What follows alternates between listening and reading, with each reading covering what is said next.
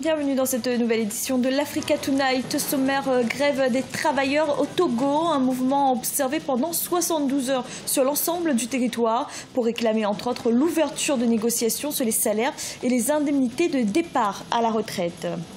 C'était ce 8 mars, la journée internationale des droits de la femme. Au Cameroun, l'autonomisation et l'insertion professionnelle étaient au cœur des discussions grâce à l'UMA Plateforme qui donne la parole aux femmes. Et les 16e de finale de la Coupe de la CAF, l'Union sportive de Ben Gardan a été battue 3-0 au Congo par Cara Brazzaville dans le cadre du match aller. La contestation ne faiblit pas chez les travailleurs togolais. Les secteurs de la santé et de l'éducation notamment sont touchés par un mouvement de grève de 72 heures. La centrale syndicale Synergie des travailleurs du Togo réclame l'ouverture de négociations avec le gouvernement. Parmi les principales revendications, les salaires et les indemnités de départ à la retraite. Reportage de notre correspondant Tébé Fakofi.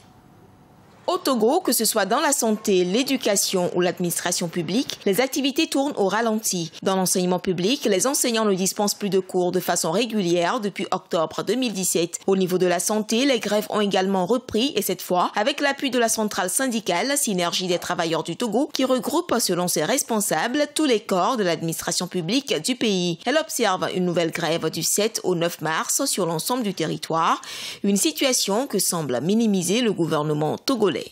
Quand on voit de plus en plus les capacités de ce gouvernement-là et le budget qui évolue sans cesse et les chantiers qui sont lancés, il est normal que les travailleurs aussi exigent, et c'est ce qu'ils sont en train de faire.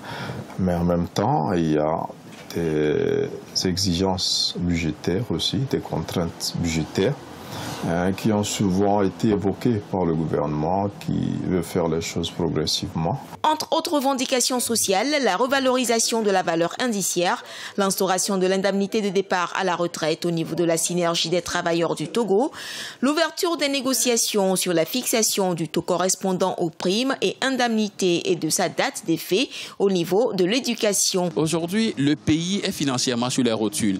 Si vous voyez, aujourd'hui, le Togo est sur tous les marchés financiers. Il y a quelques mois, ils ont demandé 60 milliards sur le marché d'obligations de l'UMOA. Ajouté à la crise sociale, il y a également les revendications politiques qui ont fait qu'aujourd'hui, personne ne veut plus commercer avec le Togo parce que les activités sont au ralenti.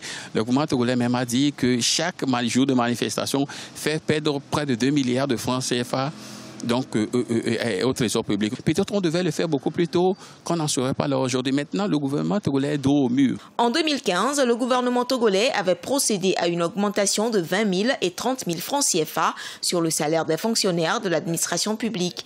Des efforts ont été également consentis dans le secteur de l'éducation. Cependant, face à de nouvelles revendications, beaucoup d'observateurs appellent les partis à des discussions franches pour l'apaisement du climat social. Au Rwanda, les exportations ont bondi de 58% en 2017. Le gouvernement ambitionne d'ailleurs d'en faire le principal moteur de sa croissance. Une croissance qui s'explique en partie par le boom des exportations de minerais qui sont passées à plus de 248 millions de dollars. Nathalie Mo.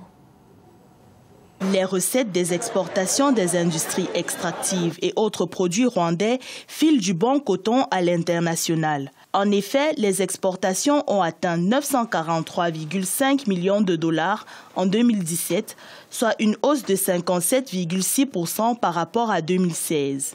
Un satisfecit qui est par ailleurs justifié par un léger recul de 0,4% des importations, entraînant une baisse significative du déficit commercial de 21%, soit une valeur avoisinant 13 millions de dollars. Des statistiques qui renforcent la croissance économique du pays.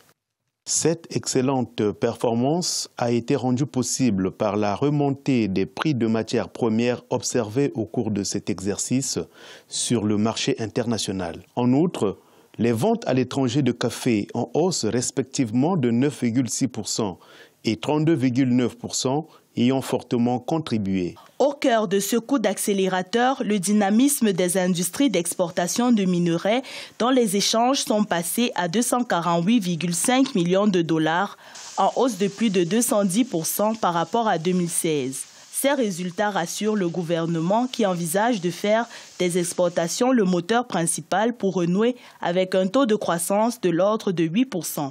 Les produits d'exportation du Rwanda sont l'agriculture et les produits miniers qui ne renferment pas une forte valeur de produits manufacturés, ce qui réduit l'effet sur la croissance de ces produits. Il serait donc bon que le Rwanda s'investisse sur des produits à plus forte valeur ajoutée manufacturière. Le Rwanda, qui depuis plusieurs années s'est lancé dans la conquête des marchés, a déjà noué des partenariats commerciaux avec ses voisins, les pays d'Afrique de l'Est. Actuellement, il maximise sa production de café qui sera écoulée à l'extérieur. Le pays envisage également de pousser les exportations de café vers une croissance moyenne annuelle de 29% pour des recettes estimées à 104,3 millions de dollars en 2018.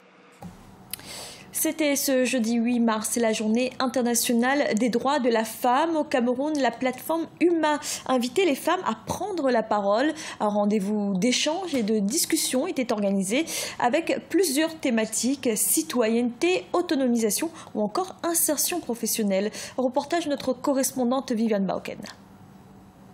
Au Cameroun, les violences faites aux femmes constituent un phénomène de plus en plus croissant. Selon les statistiques, près de 55% de femmes ont subi des violences de toutes sortes depuis l'âge de 5 ans. De même, sur le plan économique, l'accès à l'emploi reste minoritaire chez la femme avec 44,5%. Toutes ces inégalités et bien d'autres étaient à la table des discussions des femmes le 7 mars 2018 dans le cadre de Huma, 8 mars autrement. Selon les experts présents aux travaux, la femme devrait désormais poursuivre ses propres ambitions malgré les regards extérieurs.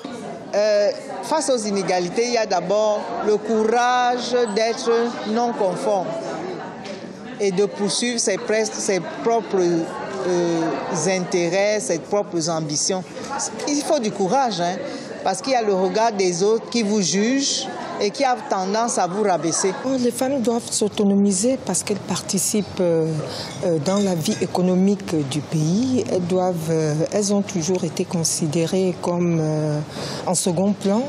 Et là, je pense vraiment qu'elles devraient être autonomes aussi bien dans leur vie professionnelle que familiale. Face à ces nombreuses injustices sociales vis-à-vis de la gente féminine, les femmes présentes aux échanges ont compris l'enjeu majeur lié à leur autonomisation à travers la valorisation de leurs capacités. Il faut valoriser la femme et montrer que la femme camerounaise a du potentiel.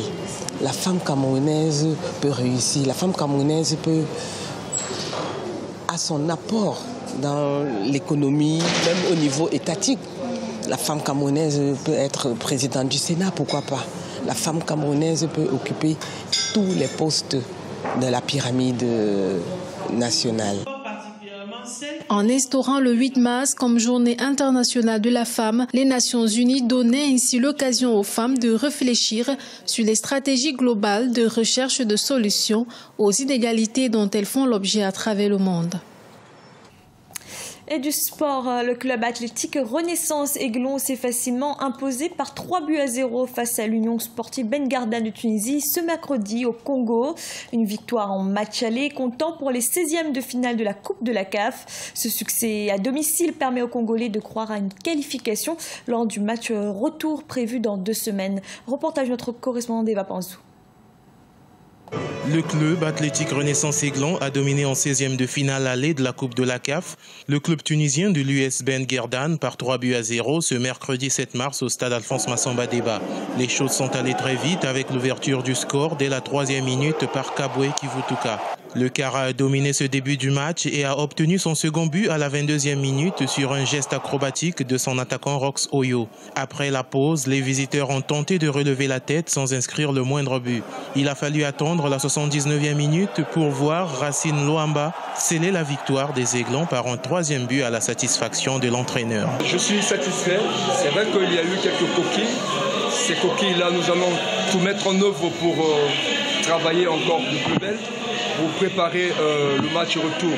C'est vrai qu'on a gagné. Ce qui était plus important, c'est marquer pour préserver un peu l'avantage. On va continuer à les travailler pour que l'équipe soit au point, que nous puissions affronter le match au retour sans problème. Grâce à cette victoire, le Kara a ainsi pris une sérieuse option en vue de la qualification pour les huitièmes de finale. Déjà mal en point en championnat de Tunisie, l'US Ben Guerdane veut miser ses énergies afin de lutter contre la relégation. Notons que l'équipe a été affaiblie par l'absence de 8 cadres sur lesquels elle pourra compter au match retour. Notre priorité, c'est le maintien en championnat de Tunisie. Il y a 8 joueurs qui n'ont pas fait le déplacement. Ici, on a joué pratiquement avec des jeunes qui manquent d'expérience. Le club aussi n'a pas l'expérience africaine. C'est la première fois dans l'histoire du club qu'ils ont participé à cette Coupe d'Afrique. Je félicite encore une fois l'équipe adverse de Kara. Je félicite aussi mes joueurs, mes jeunes joueurs qui ont tout donné, mais malheureusement le manque d'expérience, ça nous échappe dans ce match. L'US Ben Guerdane pourra aussi compter sur les conditions climatiques hivernales que les équipes venant des zones tropicales ont du mal à supporter. Le Kara et le club sportif La Mancha, qui s'est imposé la veille par le même score contre les Soudanais d'Al-Ali Shendi, demeurent les seuls représentants du Congo en compétition africaine. Le match retour est prévu le 16 mars en Tunisie. Ce journal était réalisé par l'ensemble de la rédaction. Merci de l'avoir suivi. Retrouvez dans un instant une nouvelle édition de l'information.